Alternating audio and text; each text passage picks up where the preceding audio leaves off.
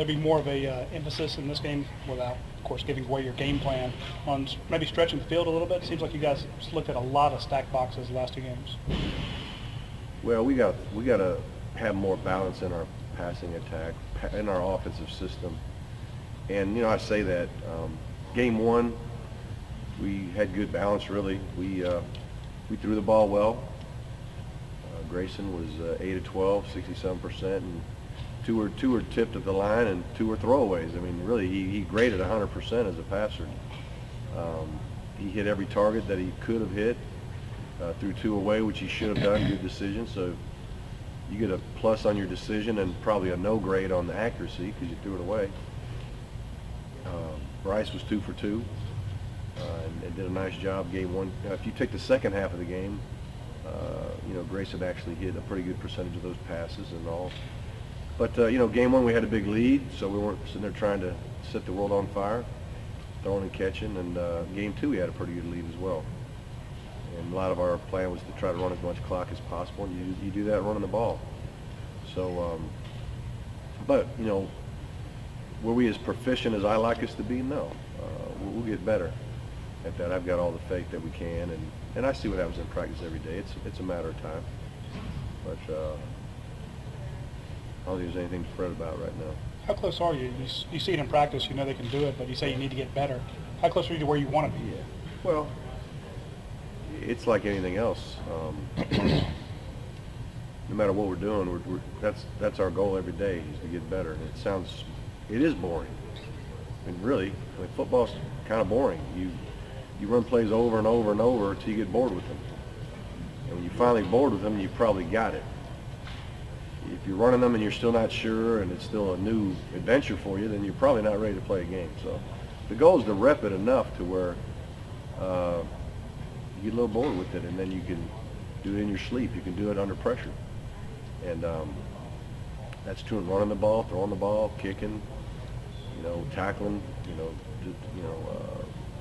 disrupting balls in the perimeter. I mean, it's all the same, really. So we're just trying to get better. Coach, I know you don't make the schedule, and normally South Carolina is the first conference game. Is it nice to have one kind of under your belt and before you kind of get to them in a kind of a division round? You know, I don't know. We're just kind of used to doing whatever they tell me. When you coach as long as I have, you don't control certain things. You read the schedule like everybody else, and you start making your plans and you play. And but you know, I do like the fact that we're at home. I really enjoy playing at home. I love our fan base and what they represent and how they support us.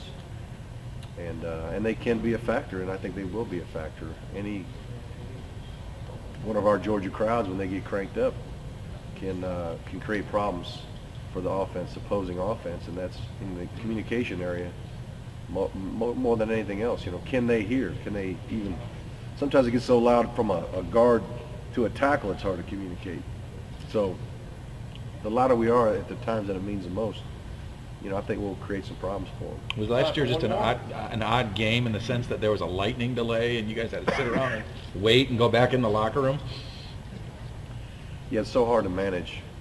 Lightning strike, 30 minutes plus 10 minutes to warm up. So you plan for that. Then about 12 minutes in, another lightning strike. 30 minutes, 10 minutes to warm up. Start planning for that. 12 minutes later, 15 minutes later, another lightning strike. Okay, here we go again.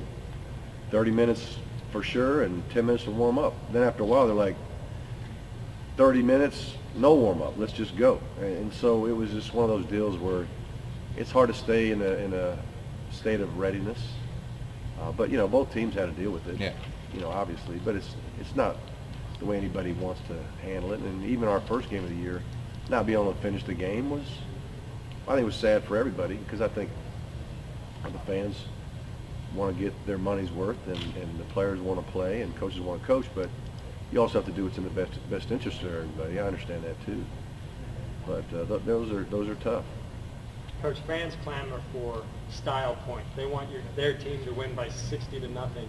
Yeah. Especially given the results of last weekend. As a coach, you just want to scream, just get the W, take the W, and move on to next week? I don't worry about that. I mean, if I was a fan, I'd want style points too, you know.